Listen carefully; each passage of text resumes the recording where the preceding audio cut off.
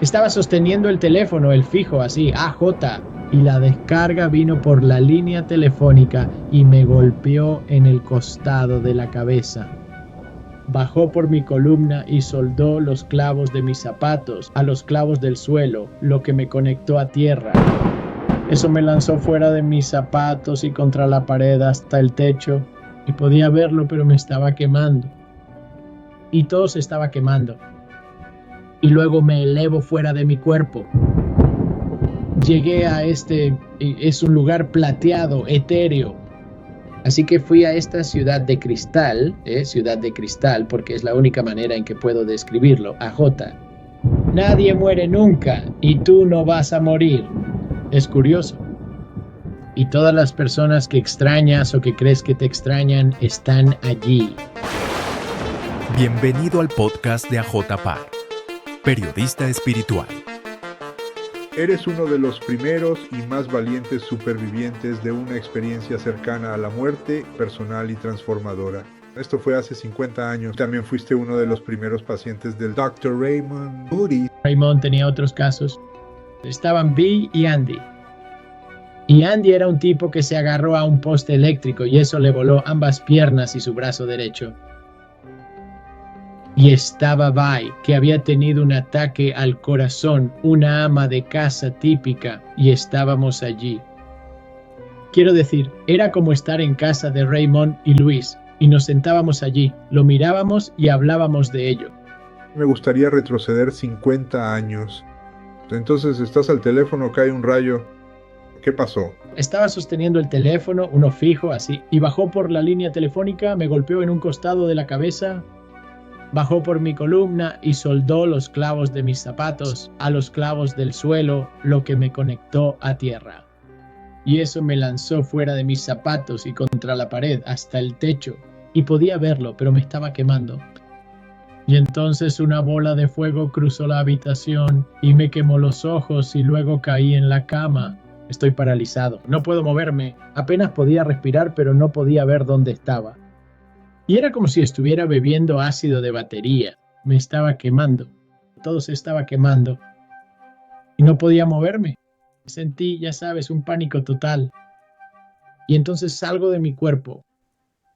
Me elevé fuera de mi cuerpo. Tuve la revisión panorámica de mi vida. Vi todo lo que eso era, ¿de acuerdo? Y luego bajé por un túnel. Y después llegué a un lugar donde entré en esto. Es un lugar plateado, etéreo. Podía ver. Ya no estaba malditamente en llamas y ahora podía moverme libremente, y de donde salí para llegar hasta allí no podía ver absolutamente nada, no podía moverme en absoluto. No podía soportarlo. No podía soportarlo en este lugar. Me encuentro con este ser y este ser me da la tranquilidad de que todo está bien. Como sabes, muchas veces probablemente sería un miembro de la familia. Así que fui a esta ciudad de cristal porque es la única manera en que podría describirlo. Cuando ves algo así y puedes ver muchas otras casas de cristal, ¿sabes? Es como Disneylandia, pero hecho de vidrio cuando ves muchas más de ellas en vez de solo una, y yo iba hacia una de ellas. Y cuando ves eso y sientes la expansión de quién eres y todas esas cosas que nunca te han enseñado, o que pensabas que eran una tontería total. La mayoría de las cosas religiosas que escuchamos son algunas de ellas realmente buenas, pero sus premisas son una tontería. Disparates. Somos seres espirituales. Y entonces cuando llegué a la ciudad de cristal, miré y todo era frecuencias, y puedes ver las frecuencias donde creo que en esta dimensión física más espesa aquí, no puedes verlas, pero donde yo estaba puedes ver las frecuencias. Y luego aparecieron estos 13 seres. ¿De acuerdo? Había 12 frente a mí y a la derecha estaba el 13º ser. Y emanaba una energía. Estoy tratando de pensar en cómo me sentí. He pensado en esto durante años. Cuando sentí de qué se trataba este ser resplandeciente, no estaba humilde ni bajando la cabeza ni nada de eso. Lo estaba observando desde lo que sentía. Quiero decir, sentí como integridad Sentí que, ya sabes, que era la verdad. Y ya sabes, siempre me pregunté si eso era un engaño o si realmente estaba ocurriendo de esa manera. Y así, cuando el decimotercer ser designaba a uno y no era en orden, ese ser se iluminaba y resplandecía hasta que eso era todo lo que veía. Era solo ese ser y yo, y luego esto lo llamaré una caja o como una laptop, no sé cómo decirlo, vino hacia mí y de repente estaba en estos lugares y era diferente de donde me fui. No estaba respirando, pero estaba consciente de que debería haber estado respirando. Y estoy observando estos eventos y en cada uno de ellos aparecían indicios sobre lo que significaba. Bueno, cuando el ser dijo, si sigues haciendo lo mismo que has estado haciendo, la guerra, y esto fue durante la guerra de Vietnam, estas son las posibilidades del futuro. Así que eso se quedó en mi mente todo el tiempo, esas cajas, porque eran reales, con olor, sabor, tacto y cómo físicamente ser parte de ello en contraste con ese lugar etéreo. ¿Puedes hablar sobre la revisión de vida que tuviste? Ese es el aspecto más importante de la experiencia cercana a la muerte, una revisión panorámica de la vida. En lugar de todo ese dogma y toda esa tontería, todo ese castigo y todo eso, el universo es justo y equitativo. Verás toda tu vida pasar ante ti en un panorama de 360 grados. La observarás desde un punto de vista en segunda persona, como si fueras tu mejor amigo. Y luego te convertirás en cada persona con la que alguna vez te hayas cruzado y sentirás los resultados directos de tu interacción entre tú y esa persona. Y cuando ves esa reacción, ¿de acuerdo? Te sorprendes. Y se trataba del motivo. No era lo que hice, gritarles, pegarles en la cara, tirarles los libros, poner, ya sabes, ¿a quién le importa? Era, ¿por qué lo estaba haciendo? Y así, toda mi vida, desde esa primera experiencia de muerte y la revisión de vida, tienes que recordar que he tenido 3 de esas. Y la peor parte de la revisión panorámica de la vida es esto: no continúa donde la dejaste. Cada vez que he estado muerto, de las 3 veces que he estado muerto, la revisión de vida te obliga a enfrentarte a ti mismo. Sabes, tú eres el juez de ti mismo y vas a mirar tu vida y vas a tener 3 formas de verla, ya sabes, viéndola tú mismo, teniendo como un mejor amigo, alguien que te cuida y te quiere. Ya sabes que puede decirte que eres tonto o decirte que eres inteligente y luego vas a tener que enfrentarlo. Bueno, por doloroso que fuera. Así que lo más importante que la gente debería sacar de su experiencia cercana a la muerte es esa revisión panorámica de la vida, porque es lo único que hay allá que puedes traer de vuelta como una herramienta útil para aquí. El día en que pude levantarme, caminar y volver a ser yo mismo fue después de unos 2 años, y entonces me convertí en voluntario de hospicio. Y creo que eso significa que he sido voluntario de hospicio durante 48 años, con 2017 personas y 358 tomando su último aliento.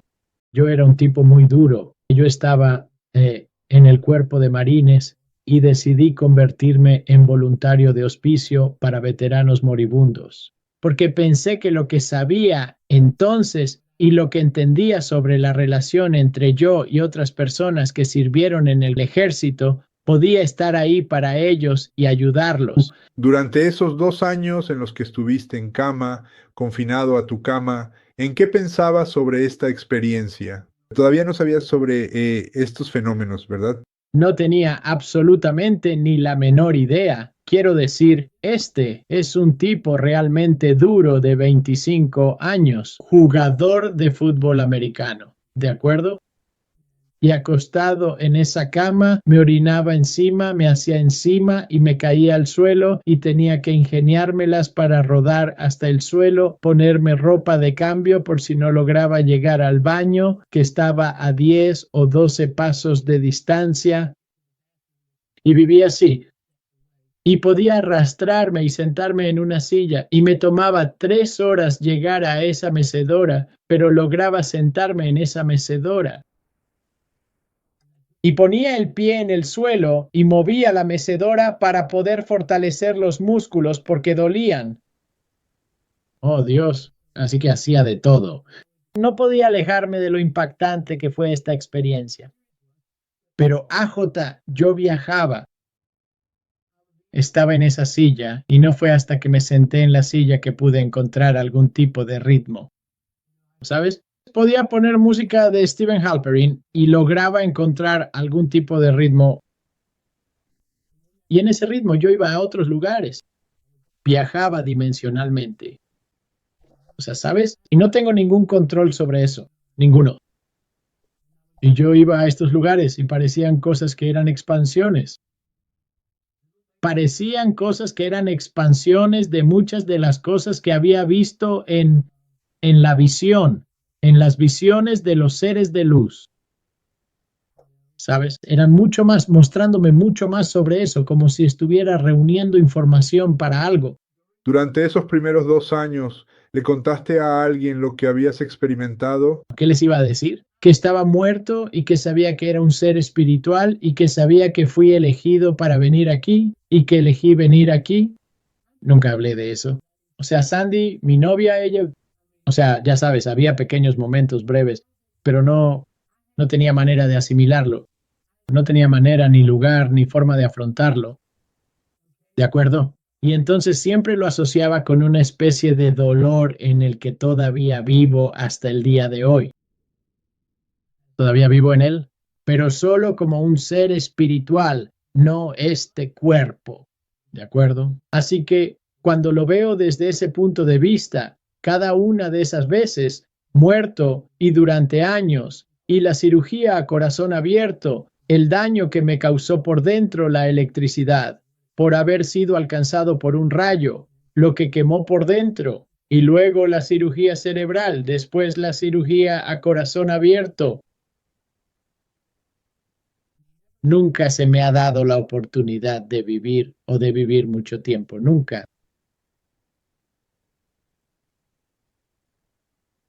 Entonces sé que no soy este cuerpo y preocuparse por pensar en cuán conectado estás a este cuerpo es la trampa en la que caeremos todos, tal como vimos con esta última pandemia. ¿Cuándo comenzaste a contarle a otras personas sobre tu experiencia de muerte y todo lo que aprendiste? Después de Raymond, Así que Raymond fue básicamente la primera persona a la que le contaste tu experiencia. hizo las preguntas correctas. No fui yo quien le contó la experiencia, porque la mitad de esas palabras, quiero decir, aquí estamos, AJ, estamos 50 años después. Ahora puedo expresarlo mucho mejor que entonces. Se trata de una persona de 75 años, no de 25. Pero tengo que mirarlo desde ese punto de vista de yo tengo 25 años para no perderme nada. ¿Cómo conociste a Raymond? Él había leído sobre mí en el periódico. Yo era como, ya sabes, un tipo duro, jugador de fútbol americano, todo eso.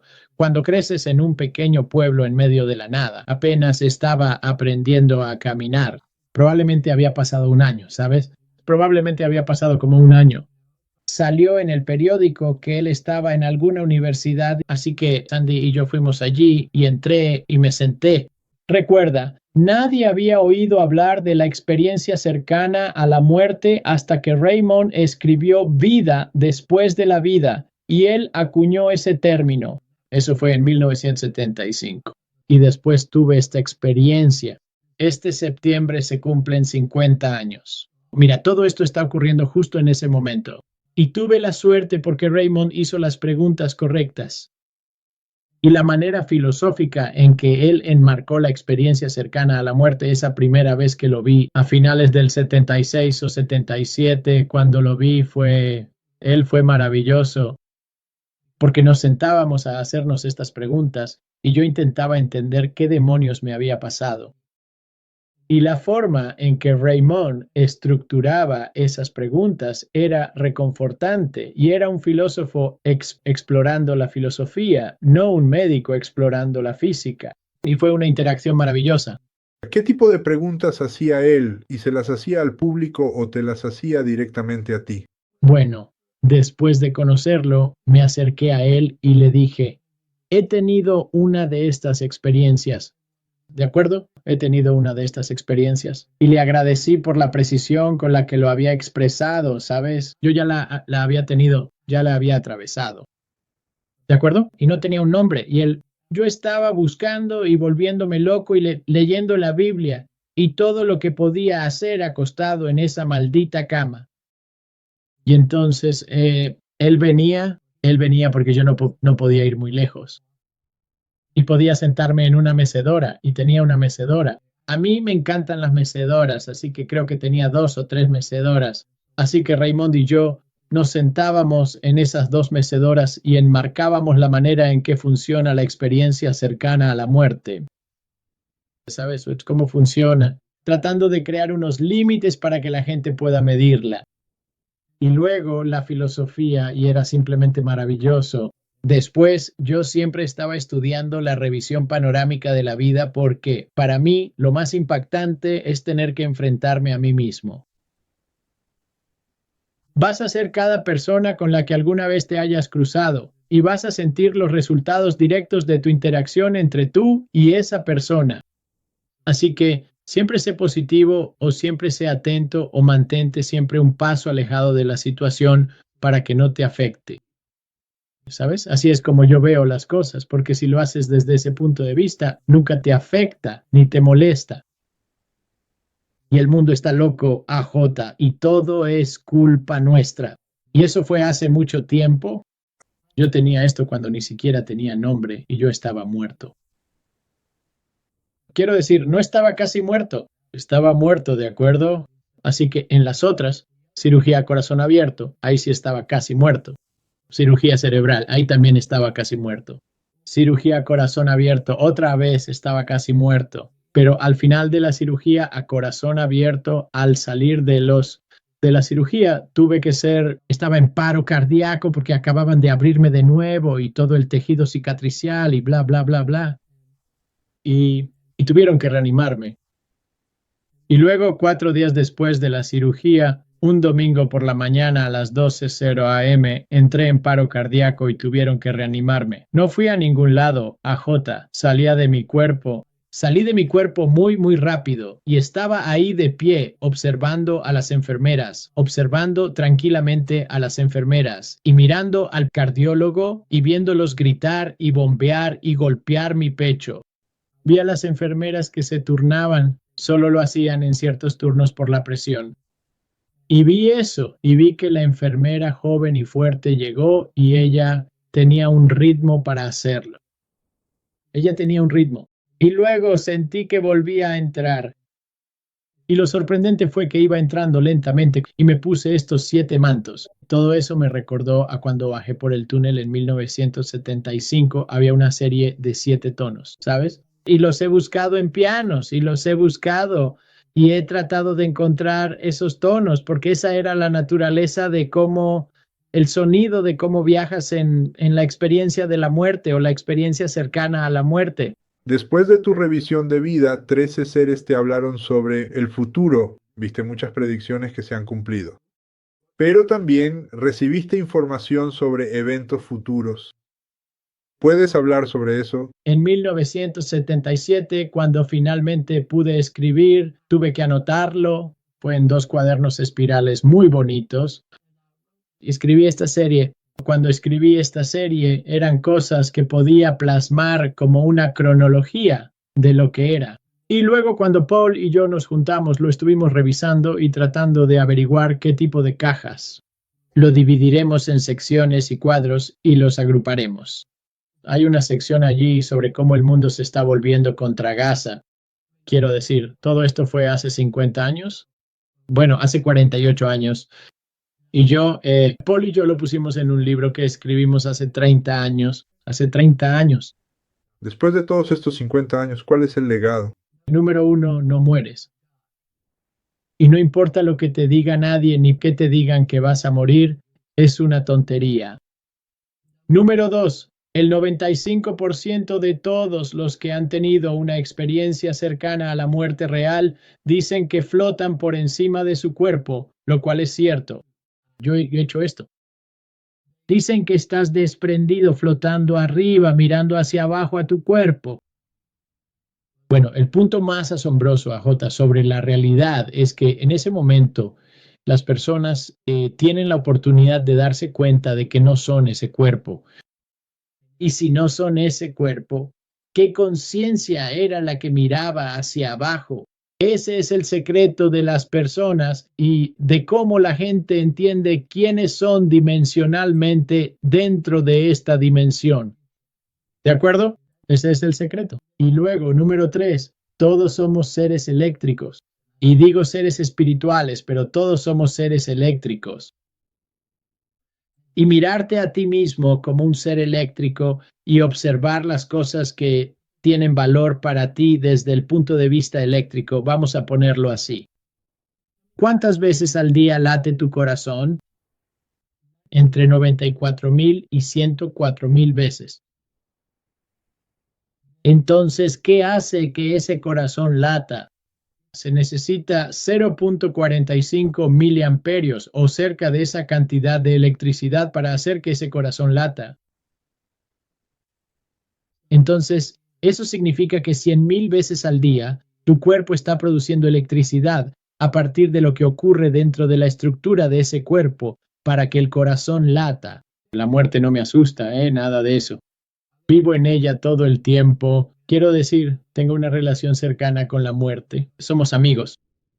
¿De acuerdo? Porque sé y entiendo exactamente cómo funciona.